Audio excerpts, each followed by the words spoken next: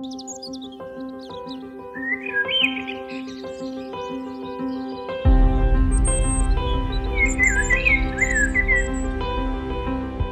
bicara soal hidup dan penghidupan manusia, tanah adalah muaranya.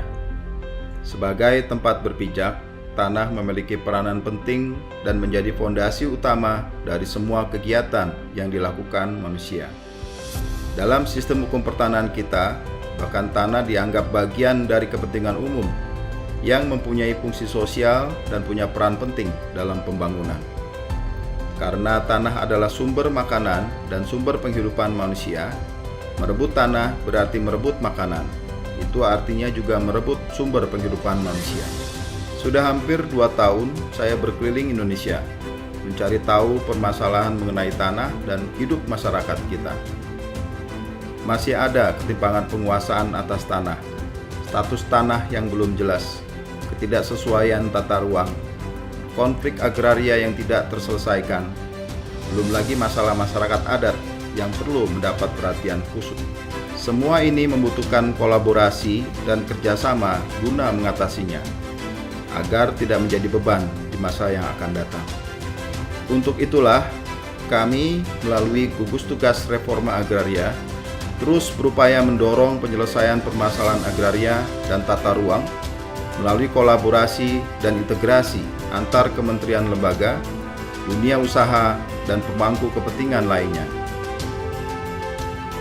Reforma agraria memiliki tujuan yang sangat mulia, yaitu menciptakan kemakmuran dan kesejahteraan masyarakat, menciptakan lapangan kerja untuk mengurangi kemiskinan, memperbaiki dan menjaga kualitas lingkungan hidup, meningkatkan ketahanan dan kedaulatan pangan, menangani dan menyelesaikan konflik agraria, mengurangi ketimpangan penguasaan dan kepemilikan tanah, serta memperbaiki akses masyarakat kepada sumber ekonomi.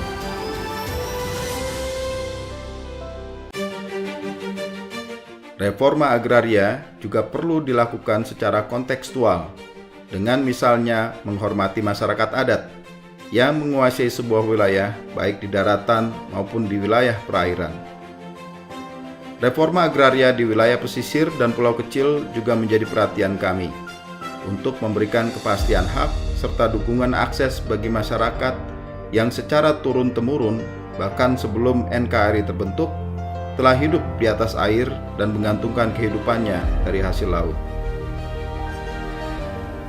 Itulah kearifan lokal yang harus kita jaga dan kita lindungi.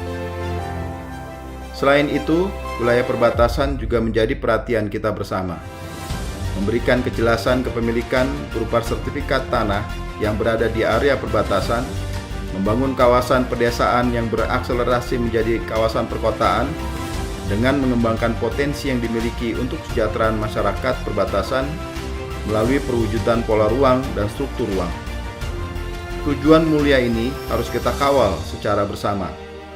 Perlu kerja keras dan dukungan dari seluruh pemangku kepentingan sehingga kehadiran negara dapat dirasakan oleh seluruh lapisan masyarakat Indonesia. Ayo bersinergi, mari kita bersama membangun negeri.